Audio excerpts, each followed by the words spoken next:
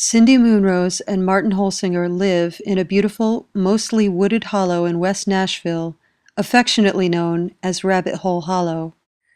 Early in the morning on April 17th, 2013, their house burned down. Now, without fire insurance and without the means to rebuild, they are depending on the support of community members to help them reestablish their lives. Well, it's just like the old song says, when life looks like Easy Street, there's changes at your door. This spring, life looked like Easy Street, and sure enough, there was changes. Now we don't even have the same door. One room above a partially finished basement is all that remains of the structure that once was Cindy and Martin's home. The fire happened on a Tuesday and a Wednesday, and I called for a work party the following Sunday the same week, and 38 people came, and they cleaned about a foot of debris off the floor and filled up one of those huge dumpsters that you saw earlier just in one afternoon. It was just so amazing, this just outpouring of 38 people showing up. We were waiting for this day of demolition for about 5 or 6 weeks, and then it kept seeming like it was going to be next week or the week after next. That's been going on for a while. Then last night, just all of a sudden at 8 o'clock, we found out that it was all coming together for today, and it was like, almost wanted to say, no, not quit. It's like, don't come today, it's too fast. But then I realized it's just me reacting to more change, and that we've been waiting for this. It's been very difficult for me to be in a position of needing so much, but I think it's a balancing thing, because I think we're here on this earth to help take care of each other, and there's some kind of communication or communion or connection that happens that way, and I'm just glad to have my capacity enlarged in that direction, to not just be giving or be the presenter or be the ones on top of things, but to be on the other side of the polarity, so to speak. I first met Cindy about 15 years ago and started realizing that she and I had a lot of the same ideas about what we wanted to do with our lives and what kind of world we wanted to live in. And so we married each other about 10 years ago and been working ever since to make our vision a reality. The world needs some big changes, and maybe we're conceited or crazy, but we think we got some ideas that would help, and there's a lot of other people got the same ideas, and we just all got to do what we can to spread them. And so we'd like to rebuild this place and make it a better place to spread all those good ideas from.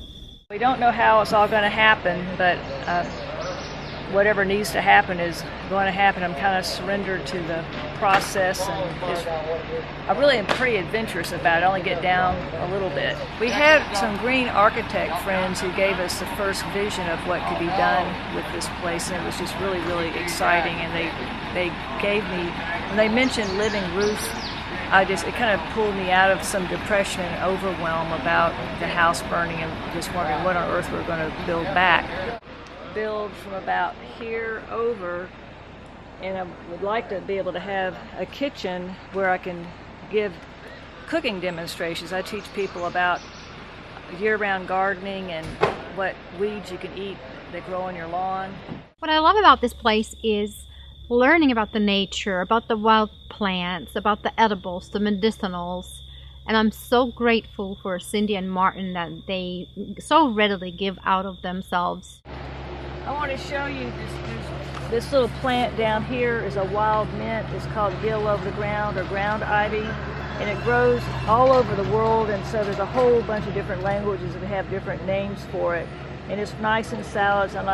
Make a nice tea out of it. It has medicinal properties too.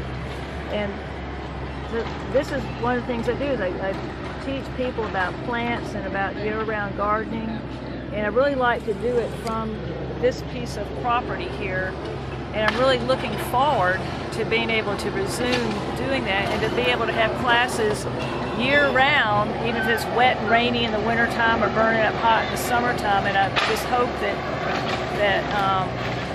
the funding and the materials and the means will come to be able to make this space to be even a better space than it was before. When I first came out here, I was in a big transition in my life.